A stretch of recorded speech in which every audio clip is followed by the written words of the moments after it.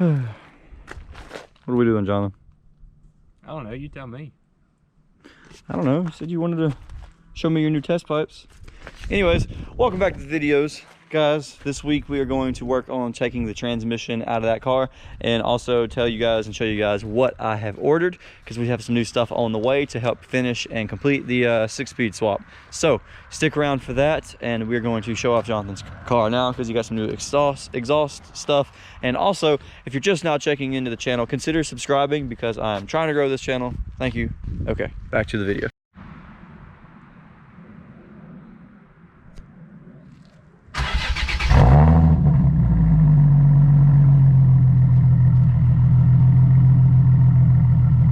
Give me some revs.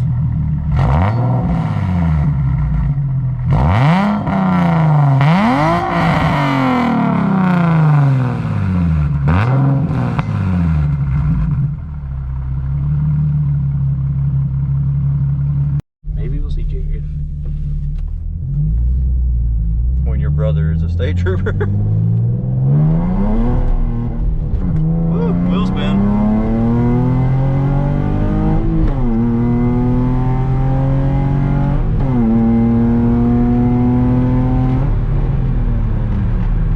Short shifted a little bit. East not bad. Okay, anyways, now we're gonna go ahead and switch over to the computer, and I'm gonna show you guys what I ordered today and what should be here by the end of this week, hopefully. So anyways, let's go ahead and switch over to that now.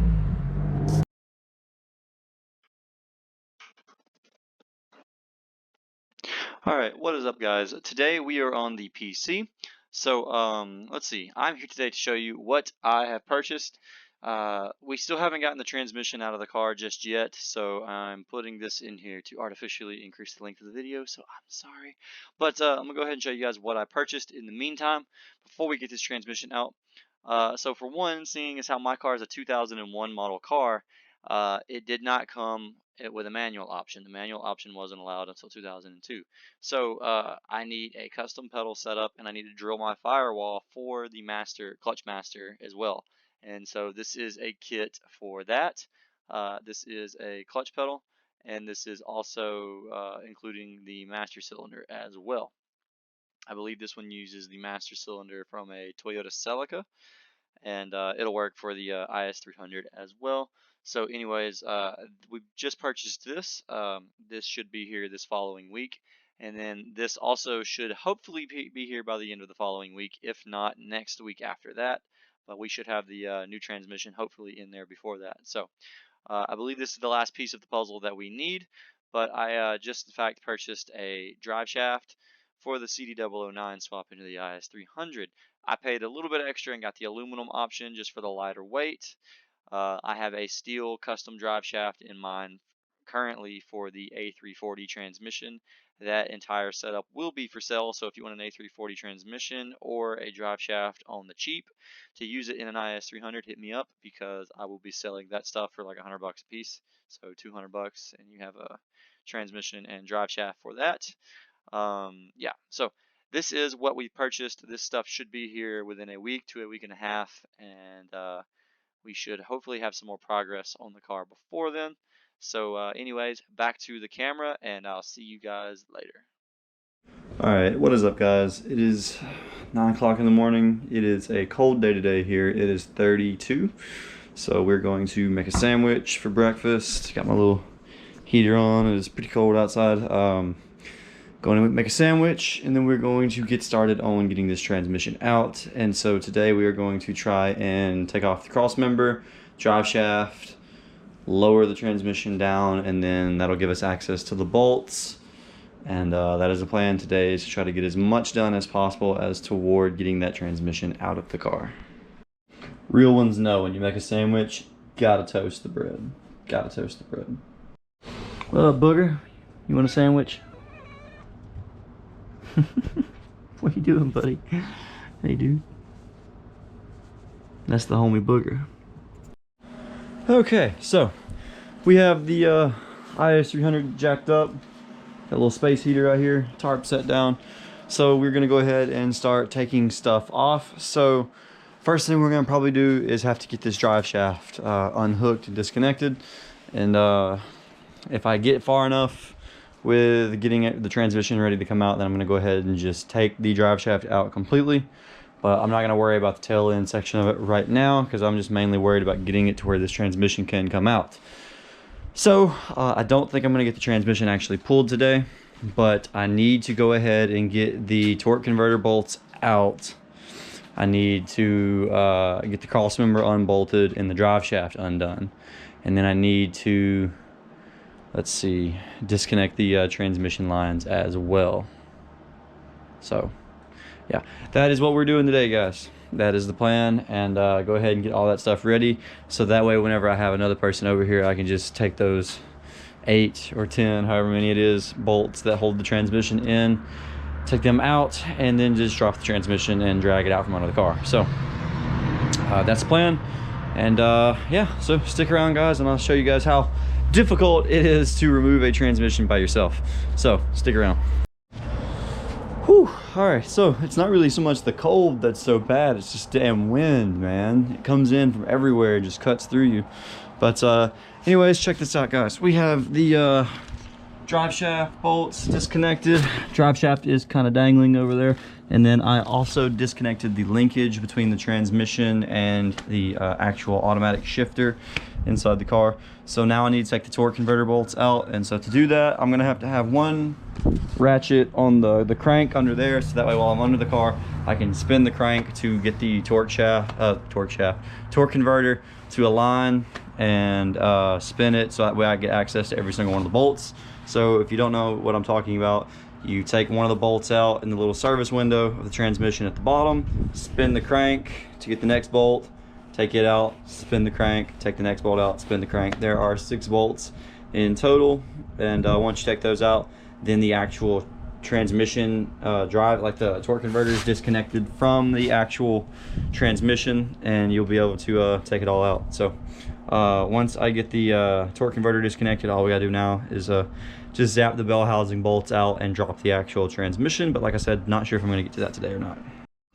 All right, guys, so this is the bottom of the transmission bell housing. I don't know if you guys can see that or not. This is the little service window. That bolt right here is the bolt to that binds the torque converter to the flex plate.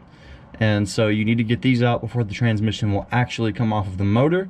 And so anyway, you basically just take one of these out, spin the crank until the next one is visible, and then you take that out.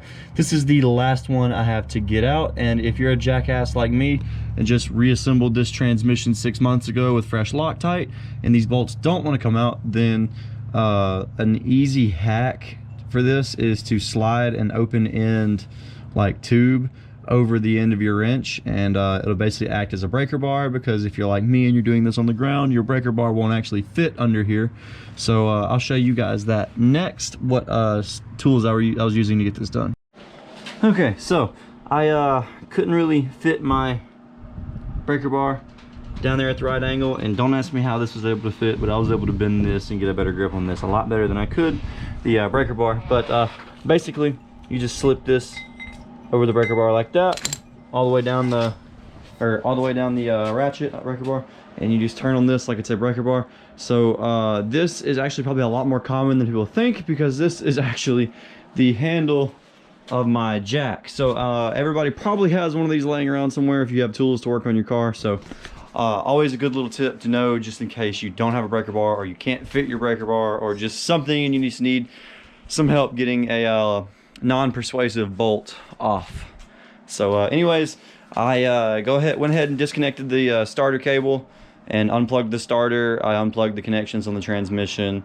Let's see, I undid some of the bell housing bolts at the bottom of the transmission, and so really all that's left for me to do today is undo the bell housing bolts that are at the top, which I'm not going to do today, and then unbolt the transmission cross member to let the transmission sit further down. That'll give me access to the top bolts.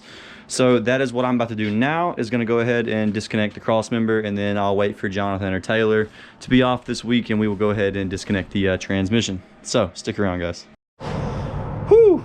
All right, guys, so Transmission is officially free hanging, free floating, whatever you want to call it. But go ahead and show you guys what we got right there. Yep, it is nice and hanging low, and this should let us access the top bolts of the bell housing. You see the motor is actually sitting a little bit low. So anyways, that's probably gonna do it for today's video, guys. The next thing all we gotta do now, just get one of the homies over and go ahead and get this thing out. But this is super exciting because I officially have all the parts I believe that I need for this swap on the way. Drive shaft is on the way, the pedal kit is on the way, bell housing's on the way, all that kind of cool shit. So this transmission will at least be in the car relatively soon. As soon as I can get this transmission out, we can go ahead and bolt up my new clutch and flywheel and whatnot. So that is exciting. And then once the bell housing's in, we can use that to put on the transmission and stick it in. And then as well, whenever the master cylinder and clutch kit or pedal kit comes in, we can put that in as well. There's a spot already pre-cut right there, or pre-slotted right there. All we actually have to do is just drill it, and then that is where the clutch master cylinder goes. And then we'll hook up the clutch line to the transmission and all that good jazz. So we have plenty of stuff coming on the way, guys. So once again, if you don't mind, would you consider subscribing if you're just now checking in, because it definitely helps the channel, helps me out, and that's the goal. Is we're just trying to grow this channel a little bit more in 2020. Go ahead and get bigger, better things on the way. And other than that, guys, I appreciate it. Give the video a thumbs up. Like the video. It helps a ton, guys. Helps a lot more than you realize. And other than that, guys, have a wonderful day. Peace.